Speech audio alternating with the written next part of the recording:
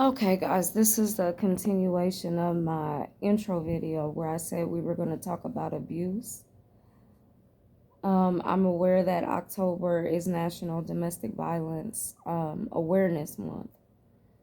And a little something about me. I was married for 8.5 years to an abuser. And I am so grateful that I made it out of that. One thing that I want to make sure that all of us are aware of is that education is key. It might actually save your life. If you ever feel like there is something wrong with a situation, there is. If you ever feel like there's something wrong with a relationship, there is something seriously wrong with it. Me personally, I went through a lot of abuse as a child, and so that got me into already being in the habit of being abused as a young married woman. Abuse happens on either from men's side, women's side, whichever gender can do that is very much so prevalent in both genders. I can only talk about me from the man because I was married to a man. But I didn't know what was going on at first. Um I was so just used to it. Um and so when eventually I started realizing that I wasn't where I wanted to be at. It didn't matter how much money I made, it didn't matter where I was, it didn't matter. I was not at peace within myself. I was not living the life that I wanted to live. And there was something constantly holding me back. Um, I'm a recovering alcoholic.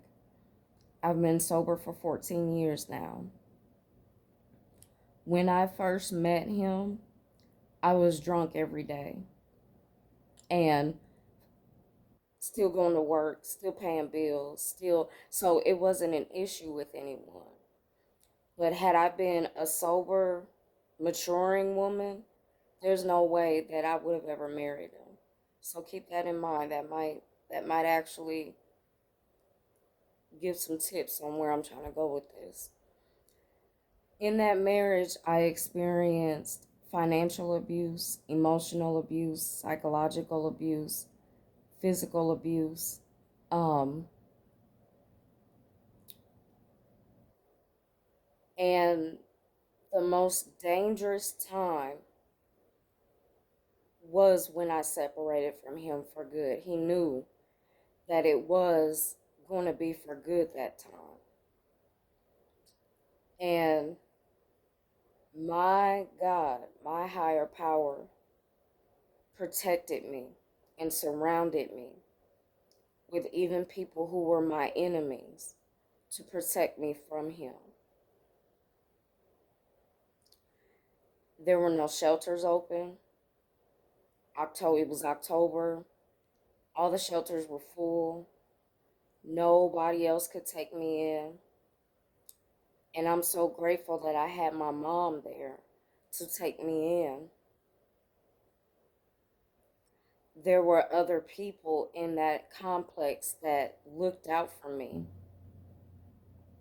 And so, several things I hope that this will actually help you guys look out for when it comes to domestic violence. Number one, I want to point out they know what they're doing. They know exactly what they're doing. This is no something that they're not aware of. I'm sure that before they came to you that they were fully aware of how they treat people that are their victims. Number two, it always starts out with little things. Little overstep consistently overstepping of boundaries, little by little.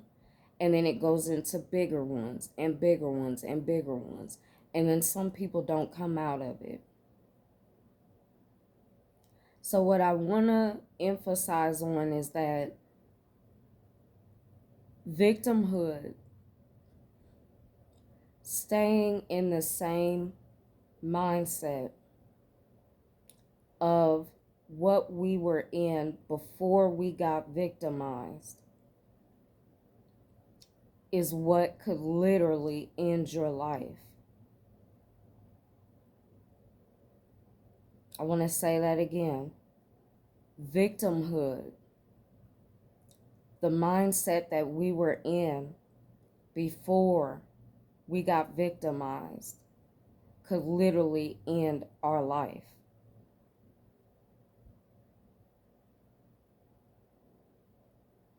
That's never something to play with. And so, people that are in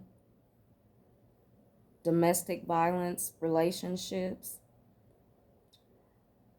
I'm not one to sit back and go, oh, well, why don't you just leave him? Why'd you go back to him? Why'd you go back to her? Why did you blah, blah, blah, blah, blah? No, I'm not, because I've been there and I understand. It took me about a good at least 4 times to leave my ex-husband. And God protected me every single time. And the less and less that it became okay with what he was doing with me, the more and more he noticed. And they feel it. They feel it.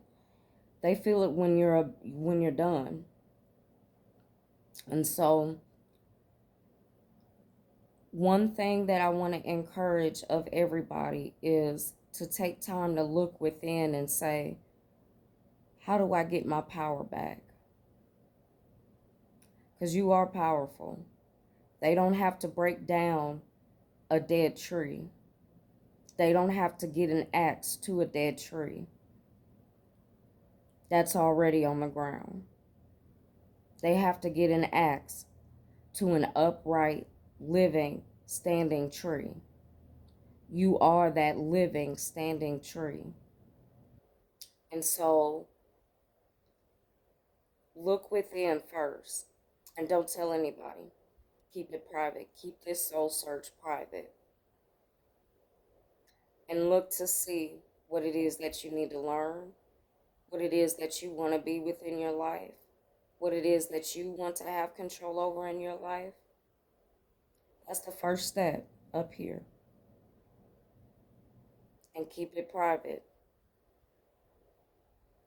Don't give off too many warning signs. Don't let the whatever they say, the left hand know what the right hand is doing, you know. But that victimhood mentality that we all have before we go through our trauma consists of low self-esteem. It consists of a lack of our sense of self-worth. It consists of the lack of many, many things that has broken us before we got to that point to where we were actually in a situation we woke up one day and couldn't believe we were in. We're all somewhat broken. We all are. We all have pieces of us missing. And what I want to encourage for those of you that are out there that are suffering, that have and are going through the process of trying to get out and get a better life,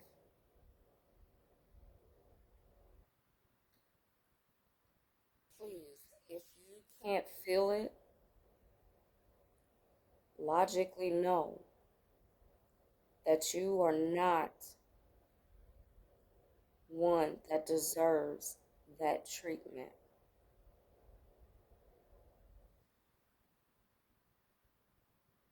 And I'm one for accountability. I knew I had a feeling something in my gut said something's wrong. Something's wrong here. And I went to go get domestic violence counseling. Never in my life before that, I didn't even tell him about it either. But never in my life before that did it ever come across my mind that I was in domestic violence relationship. Never. Everything, all that toxicity was normal to me. I had to get sober. I had to get of a sober mind.